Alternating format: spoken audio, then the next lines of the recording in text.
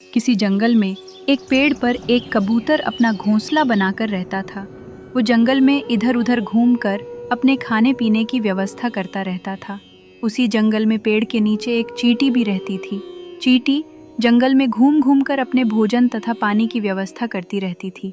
एक बार भीषण गर्मी पड़ी और गर्मी की वजह से जंगल के सारे तालाब धीरे धीरे सूख गए थे। प्यास की वजह से वो चींटी पानी की तलाश में जंगल में इधर उधर भटक रही थी, लेकिन उसे पानी नहीं मिला।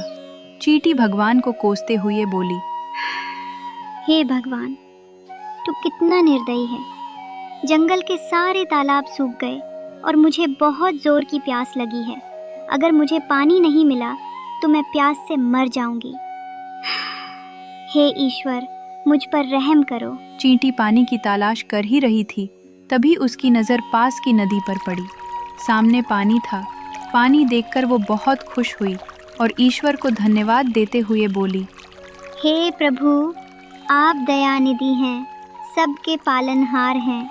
मुझे क्षमा करना जो मैंने ऐसा कहा, और आपका बहुत बहुत बहुत धन्यवाद जो आपने मेरे लिए पानी की व्यवस्था कर दी। ऐसा सोचकर वह चींटी पानी पीने के लिए आगे बढ़ी, लेकिन उसे एहसास हुआ कि वो पानी पीने के लिए सीधे नदी में नहीं जा सकती। उसने सोचा, ये नदी तो बहुत गहरी है और मैं सीधे पानी पीने नहीं जा सकती। मैं उस पत्थर पर चढ़कर पानी पी सकती हूँ। ऐसा सोचकर वह एक छोटे से पत्थर के ऊपर चढ़ गई, लेकिन जैसे ही उसने पानी पीने की कोशिश की, वह फिसल कर नदी में जा गिरी। चींटी पानी के बहाव में बहने लगी और डूबने लगी। चींटी लगातार बचने की कोशिश कर रही थी, लेकिन उसका बचना मुश्किल लग रहा था। तब उसने जोर जोर से आवाज़ लगाना चालू कर दिया, बचाओ, कोई मुझे बचाओ। भगवान के लिए मेरी मदद करो, बचाओ।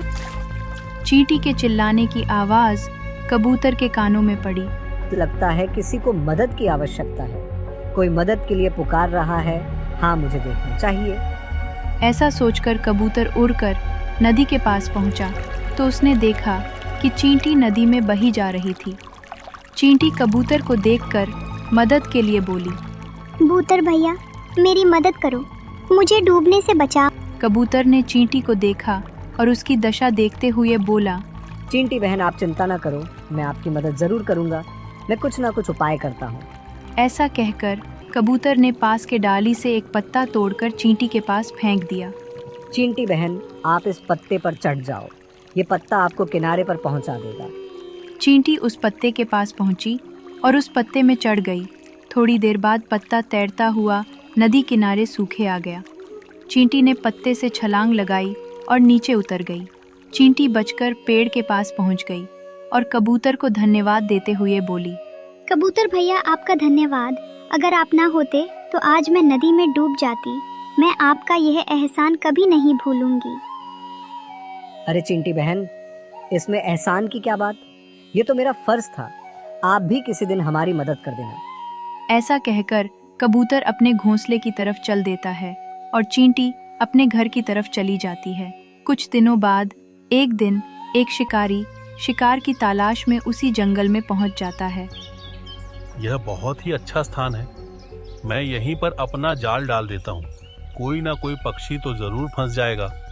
ऐसा सोचकर उसने अपना जाल लगा दिया और उसमें दाने डाल दिए, और वो खुद थोड़ी दूर जाकर छुप गया और किसी पक्षी के फंसने का इंतजार करने लगा।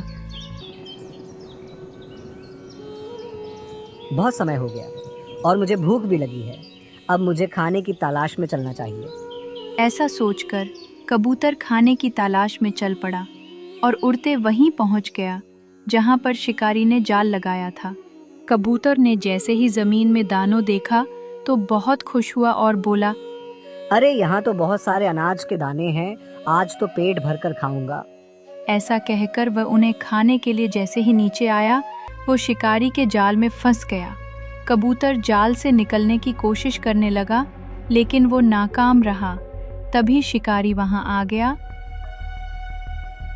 कबूतर को जाल में फंसा देखकर शिकारी बोला, मत छटपटा मेरे कबूतर, आज तो तू हमारा भोजन बनेगा, भोजन। शिकारी ने कबूतर का जाल पकड़ा और कबूतर को पकड़कर वहां से अपने घर की ओर चलने लगा।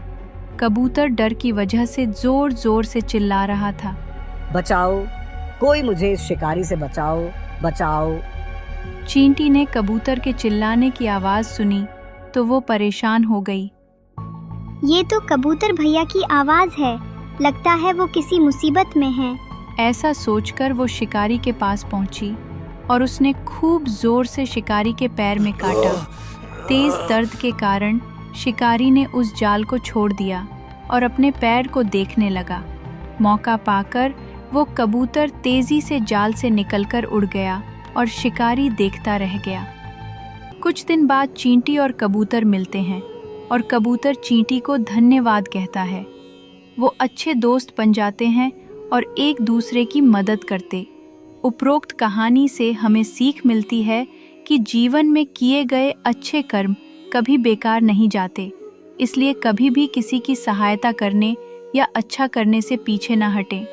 जब भी मौका मिले दूसरों की बिना किसी स्वार्थ के मदद करें, क्योंकि उनका फल अवश्य लौट कर आता है।